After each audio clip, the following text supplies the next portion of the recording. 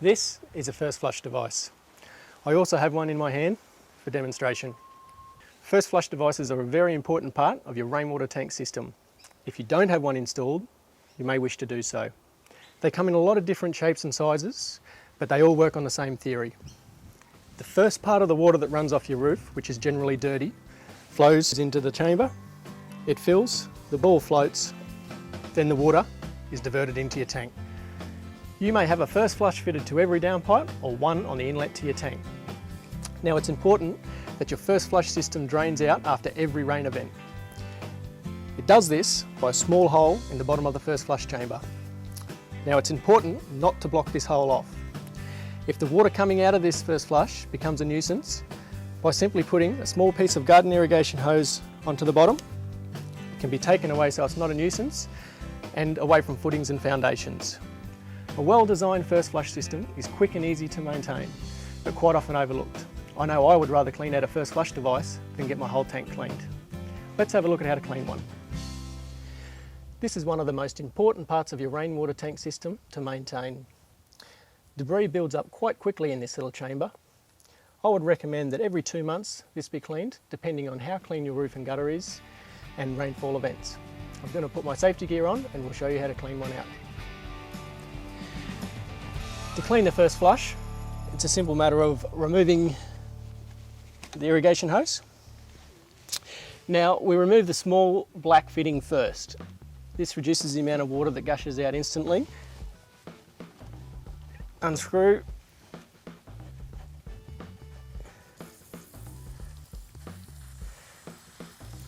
And remove the filter.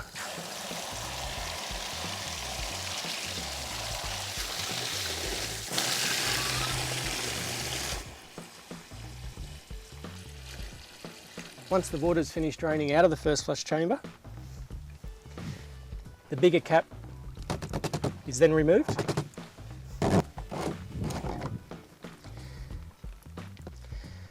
And inside we can see the debris that the first flush chamber caught that would have ended up in your tank. Now it's a matter of cleaning out all these parts. We wash these parts out in water.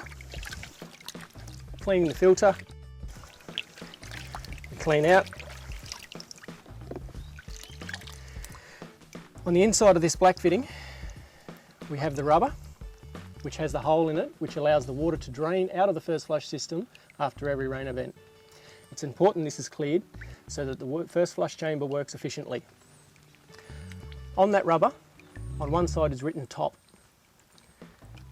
When put back together, we need to be able to read the top writing to ensure that it's up the right way. It's now a matter of putting it back together and waiting for rain.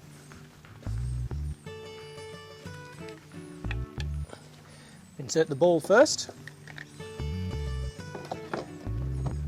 then the larger cap,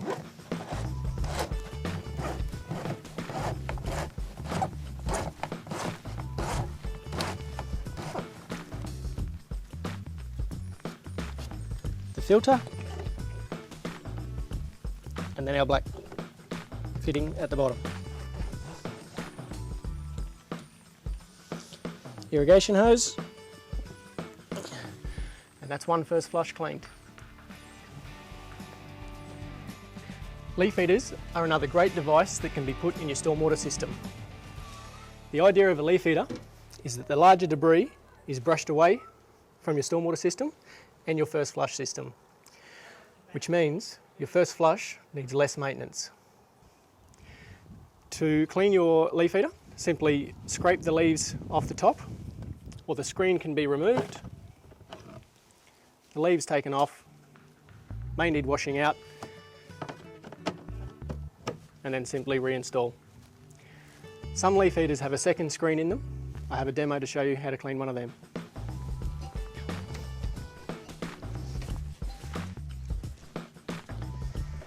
This one has a coarse screen on the top to shed the bulk away. It then has a fine mesh underneath. Clean them out.